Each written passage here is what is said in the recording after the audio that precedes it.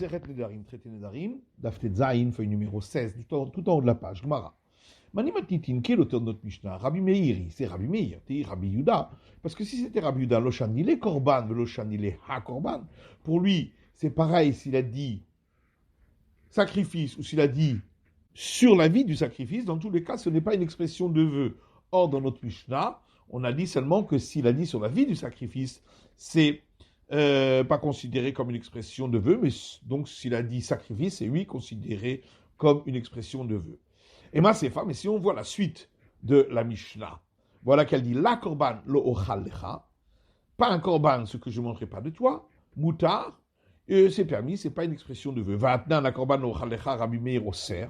Pourtant, dans une Mishnah précédente, on avait dit, s'il a dit donc pas sacrifice ce que je ne mange pas de toi, d'après Rabbi Meir, c'est une expression de vœu. Vama Rabbi Abba et Rabbi Abba dit, naase keomer, c'est comme s'il disait les korbaniers, ce sera considéré comme un sacrifice, les fichach lo chalecha, et c'est pourquoi je ne mangerai pas. La mano lokasha, c'est pas une question. Hadéamar les korban, hadéamar la les korban. Dans un cas, donc de la Mishnah précédente, il avait dit c'est considéré comme pour un sacrifice, alors que dans notre Mishnah, nous, il a dit ce n'est pas un sacrifice. De là avec Korban Kama. Donc il veut dire ce n'est pas un sacrifice ce que je ne mange pas de toi. C'est pourquoi ce n'est pas considéré comme une expression de vœu. Matitin, Mishnah suivante, Shua lo chalach. S'il dit je jure que je ne mangerai pas de toi, Hashua sheo chalach. Ceci est un serment sur ce que je pourrais manger de toi. Lo shua lo chalach. Ce n'est pas un serment ce que je ne mange pas de toi. Assour, dans tous ces cas-là, il ne pourra pas manger de lui. Même dans le dernier cas, parce que d'après tout le monde, à partir de la négation, on peut en déduire une affirmation inverse lorsqu'il s'agit de serment, pas lorsqu'il s'agit de vœu selon Rabbi Meir. Mais ici, il s'agit de serment. Gemara. Michal de hashua shochal lecha, la china mashpa. Donc on voit d'ici que lorsqu'il dit c'est un serment, ce que je mange de toi, donc ça veut dire, comme s'il avait dit, je fais le serment de ne pas manger de toi. Urminehu, on objecte à partir d'une autre Mishnah, où il est dit, Shu'ol shtaim shen arba. Les cas de serment où si on les a enfreints, on doit apporter un sacrifice, il y en a 2, qui sont écrits explicitement dans la Torah, qui font 4, en rajoutant 2 qui sont appris par allusion. Donc les 2 de la Torah, c'est Sheochal, Shelochal. S'il dit je jure de manger ou de ne pas manger. Et ceux qui sont appris par une allusion, j'ai Sheachalti ve Sheloachalti. Je jure que j'ai mangé ou que je n'ai pas mangé. Milekamar Sheloachal, Sheachalti ve Sheloachalti. Puisque la Mishnah parle donc de 4 cas en disant que je vais manger, que je ne vais pas manger, que j'ai mangé, que je n'ai pas mangé. Michal de Sheochal lach, d'achina mashma. Donc ça veut bien dire que quand il dit je jure que je mange de toi, c'est donc l'obligation pour lui de manger, et pas comme dans notre Mishnah où on voit que c'est l'obligation de ne pas manger. Marabaye, Sheochal shte le shon mashma. Abaye répond que lorsqu'il dit que je mangerai, en vérité ça peut avoir 2 sens différents. Si on insistait pour qu'il mange, Vama, Achina, Achina, il a dit oui, je vais manger. Vetu shua shochal, et après il a rajouté, je jure de manger. Achina, mange pas, bien sûr, ça veut dire de manger. Avalama, lo achina, lo achina.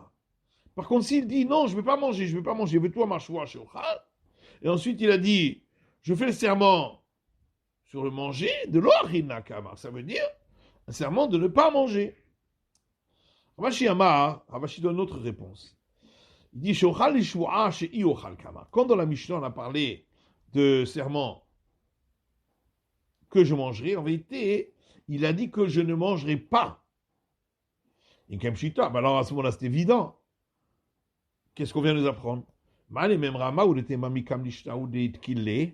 On aurait pu croire qu'en vérité, sa langue a fourché parce qu'il voulait dire chez Ochal et il a dit chez Iochal.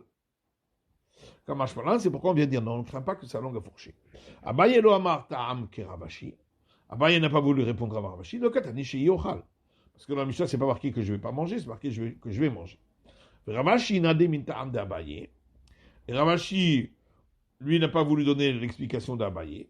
Ça va, chez l'Ochanami, parce qu'il dit, si on considère que dire de manger, ça peut avoir deux sens, et bien dire de ne pas manger aussi, ça peut avoir deux sens.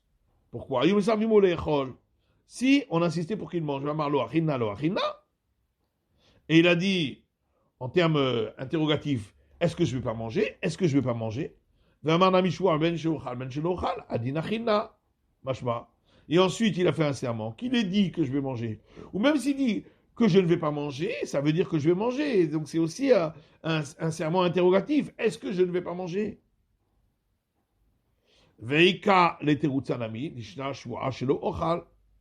Et donc on peut expliquer également qu'il veut dire un serment qu'il ne mangera pas. Donc il dit je jure de ne pas manger. Alors pourquoi le Tana, l'auteur de la Mishnah, n'a pas aussi parlé de ce cas-là, qui peut avoir deux sens? Et le Tana Paska, et donc ça veut dire que pour l'auteur de notre Mishnah, c'est quelque chose de clair. S'il dit que je mange, ça veut dire que je vais manger. Et s'il dit que je ne mange pas, ça veut dire que je ne vais pas manger. Matitin, Mishnah suivante, c'est là un point de sévérité pour les serments par rapport aux vœux. Il y a un point de sévérité pour les vœux par rapport aux serments. Comment ça? Amar Konam Souka Shani Ose. S'il dit, j'interdis comme un sacrifice de faire, donc d'appliquer l'obligation de la cabane, pendant la fête des cabanes. Ou bien l'oulav Shani Notel. Ou bien les quatre espèces, de les prendre. Tfilin Shani Meniach. Les phylactères, de les mettre. Bindari Massour, s'il s'agissait d'un vœu, eh bien, ce sera effectivement interdit pour lui. Shuot Moutar. Mais s'il s'agissait d'un serment, ce sera permis chez En Nishbarim l'avoir al mitzvot parce que on ne peut pas faire un serment pour aller à l'encontre d'une obligation positive de la Torah. Gemara, Homer.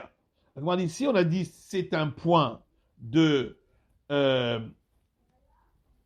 sévérité, Michal de Nederou. Ça voudrait dire que dans le cas du vœu, c'est aussi un vœu, mais on est moins sévère. Vers Moutar Katani. Mais pourtant, dans les derniers cas de la Mishnah précédente, quand on a dit sous forme de vœu, eh bien, dans la Mishnah d'avant, on avait dit que ça reste permis, complètement. Donc, c'est pas que on est moins sévère, c'est que c'est complètement permis. Alors, l'Agmara dit, Idar Bava Katani. En vérité, notre Mishnah s'applique à la fin de la Mishnah d'avant. Quand on avait dit Shua chez Eni Hashen, je fais un vœu que je ne dormirai pas chez Nimedaber, que je ne parlerai pas chez Nimehaler, que je ne marcherai pas à sourd, ce sera donc interdit pour lui. Zechomer Bishwot Shimindarim. Et c'est là qu'on dit qu'il y a un point de sévérité pour les serments par rapport aux vœux, parce que pour les vœux, même si effectivement, puisqu'il s'agit de quelque chose qui n'est pas concret, le vœu n'est pas valable de par la Torah, mais de par les sages, il faudra quand même le délier. Donc, il y aura quand même un interdit, mais moins grave moins sévère que pour les serments. Et donc la Mishnah poursuivait en disant, il y a un point de sévérité dans les vœux par rapport aux serments. Comment cela? Et la Mishnah nous a expliqué, pour celui qui fait un vœu qui va à l'encontre de l'accomplissement d'un commandement de la Torah. Afkana enseigne ainsi. Amar Rav Gidal Amarav. Rav Gidal dit au nom de Rav. Rav Teviomi maintenant, alors que Rav Teviomi lui enseigne autrement en disant Amar Rav Gidal Amar Shmuel. Ainsi a dit Rav Gidal au nom de Shmuel. D'où sait-on que l'on ne peut pas faire un serment pour aller à l'encontre des commandements positifs. Talmud Lomar, parce qu'il est écrit dans les nombres, Lo Yachel Devaro. Il n'enfreindra pas sa parole. Devaro Lo Yachel. Ça veut dire c'est sa parole à lui qu'il ne peut pas enfreindre. Aval Mechalo Al-Chemzer Shamaim. Mais il peut enfreindre s'il s'agit d'objets du ciel. Maïshana, Neder, Dirtiv, Ishki don Neder, Hachem, le Yachal Devaro. Mais alors à ce moment-là, pourquoi on fait une différence entre les vœux? Puisque dans ce verset, il est donc dit un homme qui fera un vœu à l'Éternel, il n'enfreindra pas sa parole. Shua un ami. Mais le serment, il est écrit dans le même verset. Haketi, puisqu'il est dit Oishavar Shevu al Hachem, ou si il a prêté un serment à l'Éternel, le Yachal Devaro, il n'enfreindra pas sa parole. Abaye dit non, c'est différent. Ade Amarana Atsuka Alai. Dans le cas du vœu, il a dit le profit de la cabane, je l'interdis sur moi. Mais il ne s'est pas interdit d'entrer dans la cabane. Alors que pour le serment, il a dit expressément, je fais le serment de ne pas profiter de la cabane. Donc il va directement à l'encontre de l'obligation de la Torah d'aller dans la cabane.